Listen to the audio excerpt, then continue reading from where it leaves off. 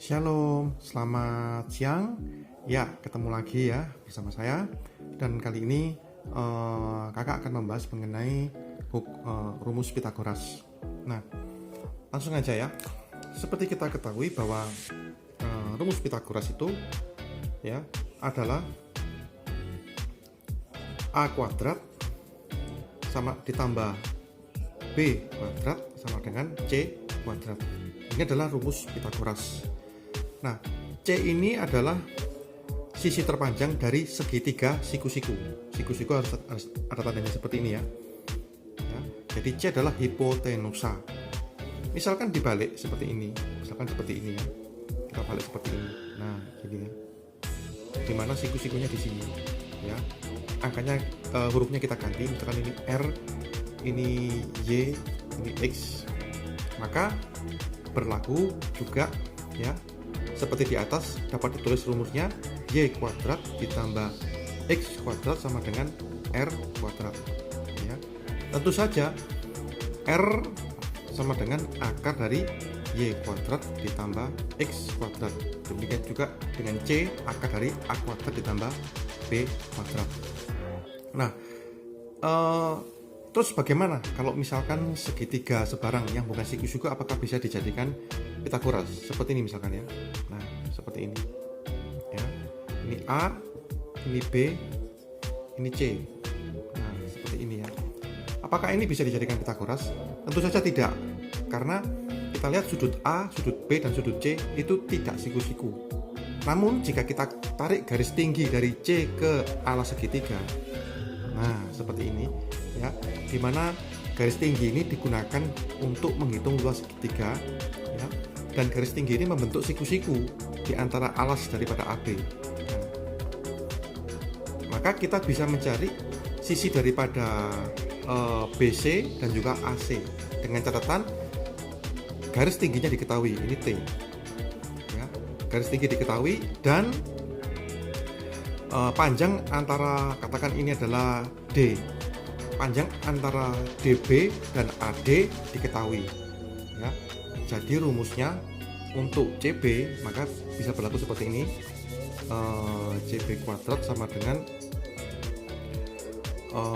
DB kuadrat ya, ditambah CD kuadrat, seperti ini ya. Demikian pula AC kuadrat sama dengan AD kuadrat ya, ditambah CD kuadrat. Nah ya, jadi Pitagoras itu suatu rumus yang digunakan dengan dasar siku-siku pada sebuah segitiga ya. Jadi kalau kita misalkan ketemu ketemu rumus seperti ini misalkan ya, seperti ini. Nah, seperti ini ya. Soal seperti ini. Nah, kemudian kita disuruh menghitung diagonal. Misalkan ya, diagonal pada persegi panjang, maka kita gunakan dasar dari Pitagoras adalah siku-siku dari segitiga yang terjadi. Ya. Dan rumusnya mengikuti dari rumus yang sudah ada. Nah, kemudian ada satu yang unik, yaitu perbandingan sudut istimewa. Atau di sini ya mungkin ya. Jadi sinilah ya, perbandingan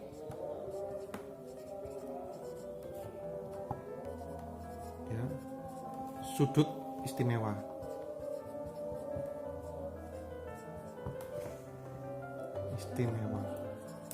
Nah, seperti ini ya. Apa yang disebut dengan perbandingan sudut istimewa? Ya, latar belakangnya begini.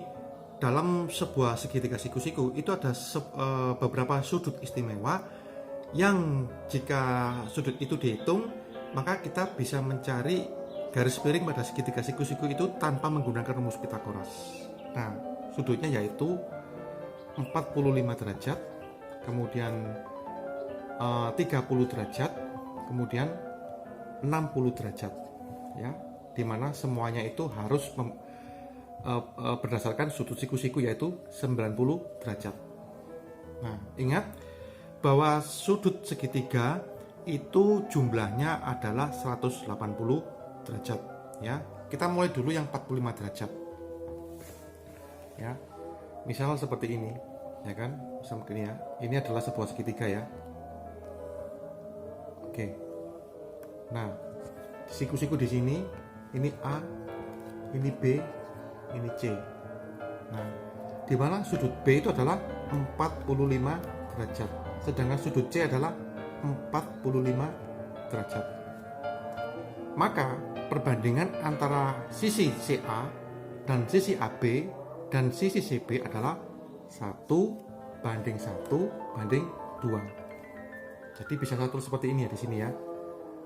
AC berbanding AB berbanding CB itu sama dengan 1:1:2. Nah, misalkan AC itu panjangnya adalah 10 cm. Maka AB berapa panjangnya? Karena 1:1, maka AB panjangnya adalah 10 cm. Berarti ini adalah segitiga sama segitiga siku-siku sama kaki ya. Kakinya sama. Kemudian berapa CB? Karena AB berbanding CB adalah 1:2, maka CB adalah 20 cm. Cukup jelas ya. Berarti di sini bisa kakak tulis 10, ini juga 10, ini 20. Itu kalau 45 derajat. Bagaimana kalau 30 derajat dan 60 derajat? Ya. Nah, sebelumnya tadi jumlah sudut daripada segitiga itu adalah 180 derajat. Kalau siku-siku 90 derajat, di sini 45 derajat, maka sudutnya juga 45 derajat. Karena kalau dijumlah 90 ditambah 45 itu 135, 135 ditambah 45 itu adalah 180 derajat. Nah, sekarang kita lihat perbandingan antara sudut 30 derajat dan 60 derajat. Ya, saya balik dulu. Nah, seperti ini misalkan ya. Nah, seperti ini. Misalkan seperti ini ya. Oke.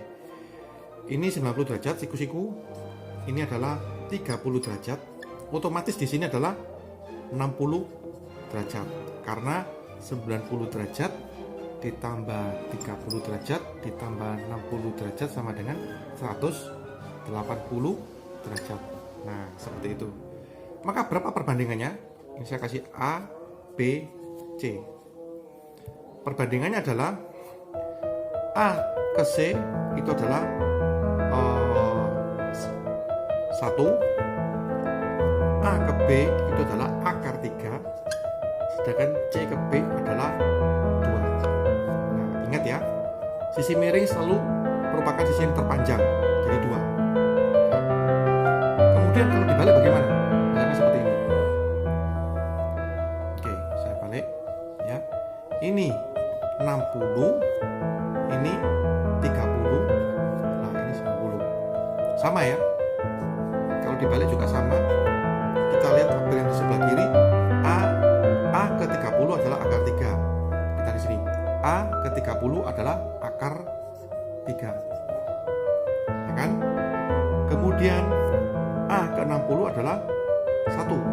Jadi 1. Maka yang miringnya 30 sama 60 itu adalah 2. Seperti ini. Ini adalah perbandingan sudut-sudut istimewa. Jadi kalau kita lihat di sini ya, maka AC berbanding AB berbanding BC ya, itu adalah 1 berbanding akar 3 berbanding 2. Contoh soal misalkan seperti ini, contoh soal ya. Contoh soal seperti ini. Contoh soal ya. Misalkan di sini sudutnya 30 derajat. Di sini adalah 60 derajat. Di sini A, B, C. Jika AC adalah ujung katakan 4 aja ya, maka itulah luas AB, panjang AB dan panjang BC itu berapa.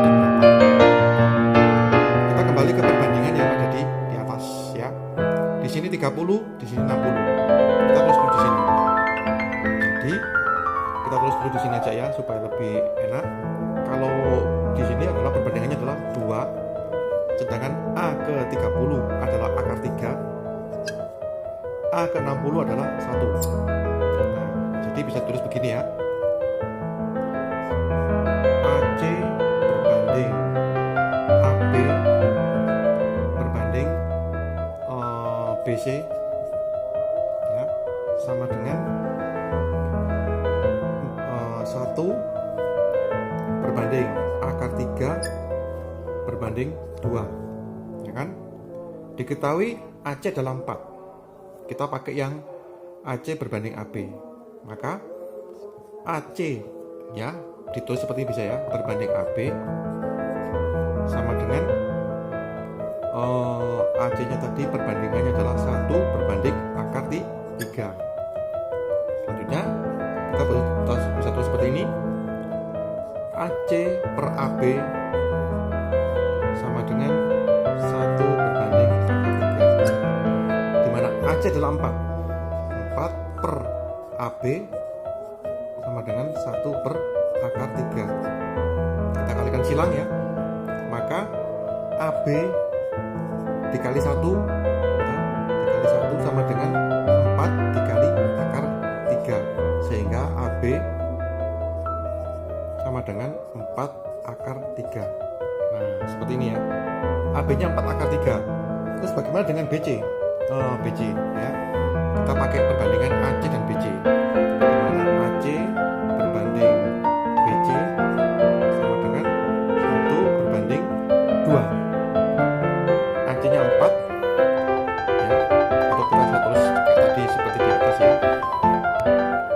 Dimana di sini aja tulis AC per BC ya kan, sama dengan 1 berbanding 2, dimana AC adalah 4 per BC sama dengan 1 per 2, sehingga BC kali 1 BC sama dengan 8 ya. BC sama dengan 8.